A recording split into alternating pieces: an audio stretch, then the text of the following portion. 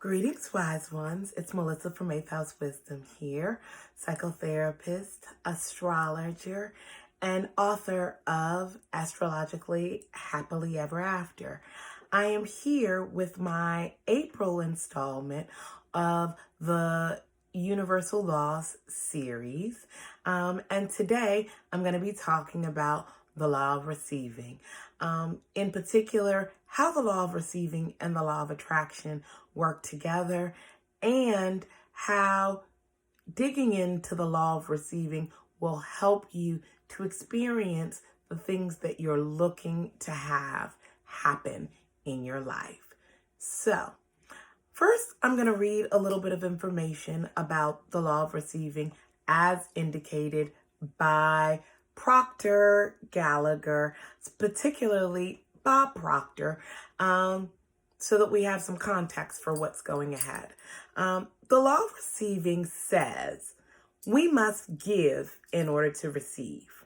However, we need to let go and not be attached to what we want to receive too obsessively. We need to trust the universe will somehow give us what we want, and all that we need to do is to be ready to receive it. How much we will receive will be limited by how much we allow it.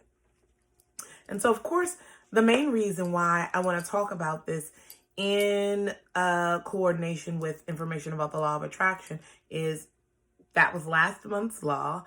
It's the universal law that most people are acquainted with or understand. They understand attraction and vibration and calling in what you want, writing a check for $1 million, thinking positive thoughts, affirming them, and then things come.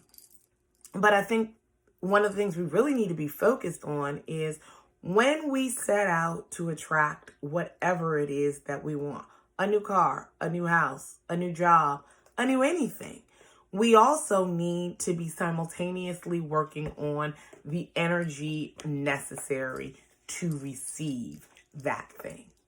Because attracting, to be honest, is not that difficult. It requires constancy in your vibration and in your energy. So if you can remain focused on your positive thoughts consistently enough for that to be, as Abraham Hicks would say, your dominant vibration, then you're going to be able to attract certain experiences into your life. The level and the degree to which you're able to attract them will depend again on the constancy of your vibration. But let's say you've got it good. You've cleared out the negative within your mind. You've quieted your fight or flight system, and you have managed to attract a really awesome new partner after having been in a breakup. And you're like, wow, this is awesome. He's nothing like I was used to. That's exactly the point where you need to have a proper relationship with the law of receiving. Because when we're looking for experiences or looking to have experiences that we've never really gone through, or trying to attract something that is, for lack of a better word, aspirational. It's something we've dreamed of and always wanted, but have no real life experience with. We run into issues of deservingness. And so the degree to which you feel like you deserve something is the degree to which you will allow yourself to experience it and or receive it. So there's so many people who will actually tell you that the law of attraction doesn't work because their receiving ability was impaired. They attracted what they thought they wanted in mind only. And then they weren't really prepared for what the real life experience of it was.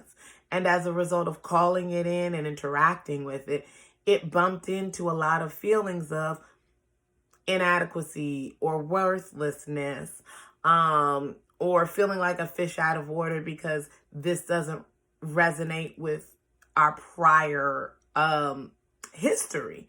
And sometimes that can create an energy that makes you either feel like you don't want what you thought you were wanting and attracting, or makes you feel like you want to turn back to some of the things that you've previously done, because on a subconscious level, at least you know how to work with it. And so that's kind of like shooting ourselves in the foot. I think another thing that I really want to focus on as it relates to this particular law is what happens when we are calling something forth with an obsessive energy, and about obsessive energy about how much we desire it and how much we want it. When desire and want are our primary vibrational broadcast, we get more desire and wanting.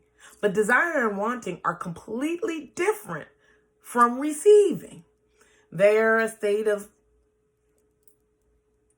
perpetual potential energy, so to speak. And they don't ever really reach, their fullness.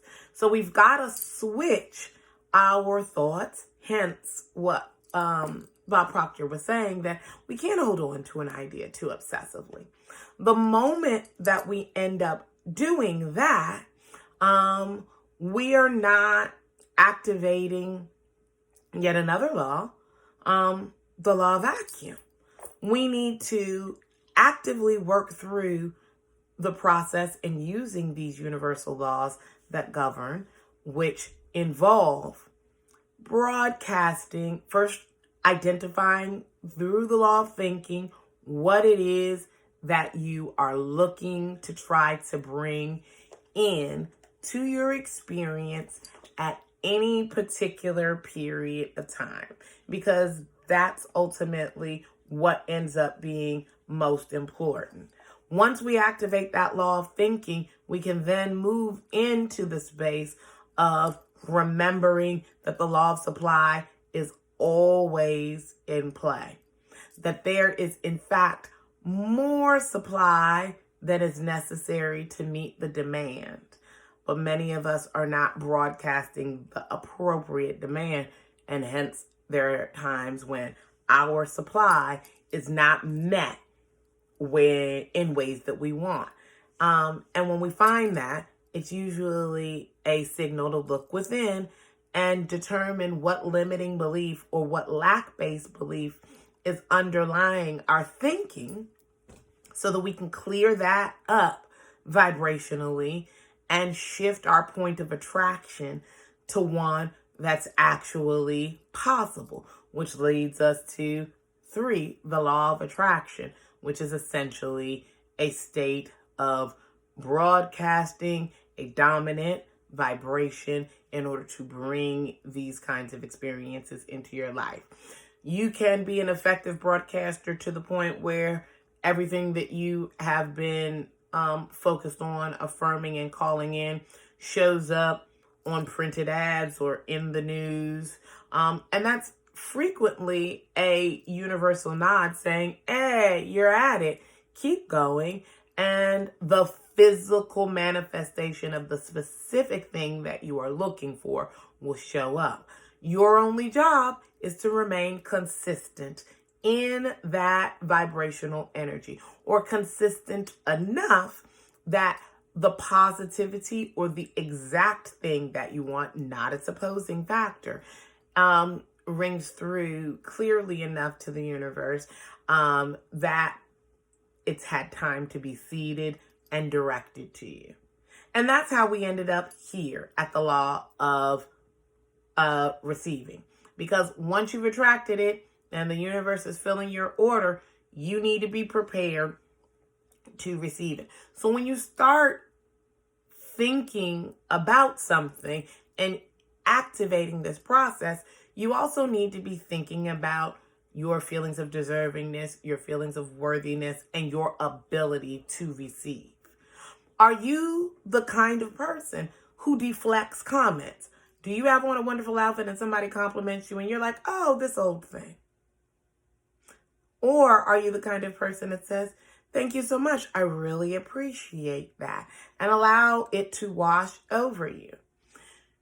You can really look at your ability either to receive compliments and receive gifts as a clear kind of metric for where you're at with receiving. The last thing is, how do you receive help?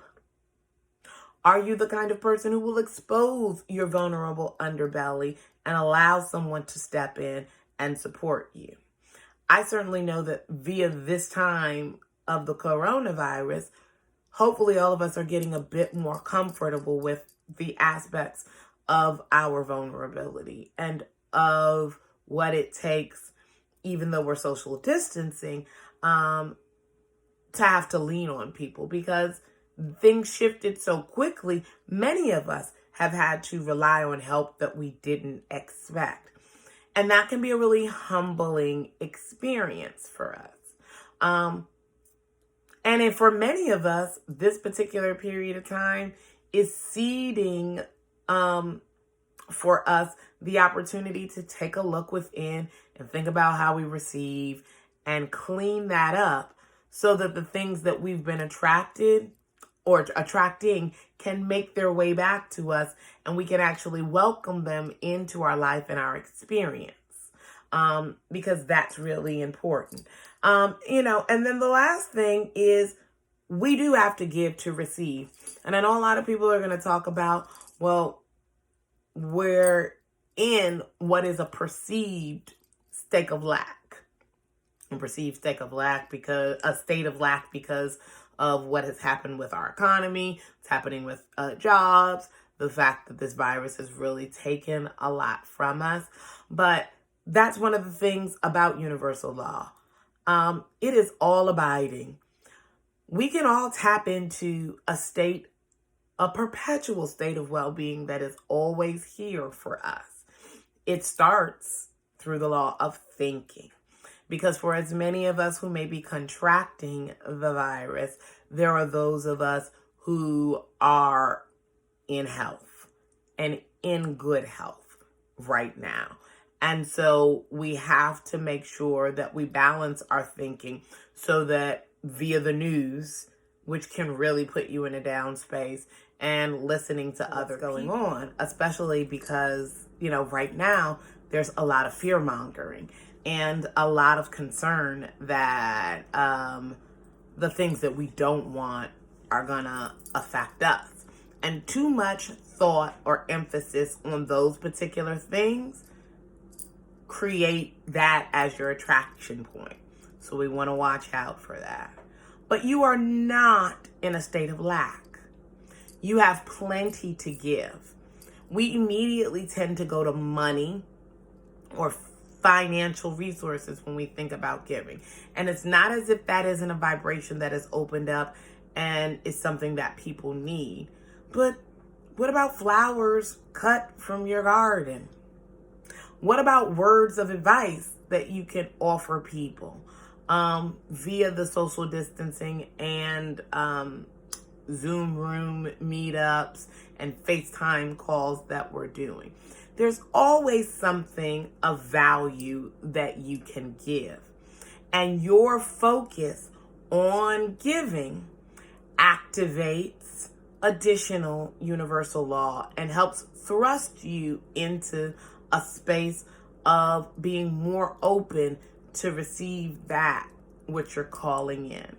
So I wanted to honor my commitment to coming here and leaving April video about the law of receiving, so that we can roll into May thinking about this and how we'll be able to, as we've been almost dealing with a month's worth of or more of quarantine, how we can think to give from our current position, and how we can create value in other people's lives, because that is truly the key to receiving. And that focus on others and focus on providing for others in that way, coupled with our internal work on being able to take a simple compliment. You're not getting $1 million if you can't take the simple compliment. I really want to drive that home. How, if we're looking at that real easy kind of polarity with a lot of downtime on our hands, that this is actually a protective cocoon that can help us come out better on the other side. So, sending you wise ones a lot of light and love. Please leave me your questions, comments, or concerns down below. And I will do my best to address them in May's video.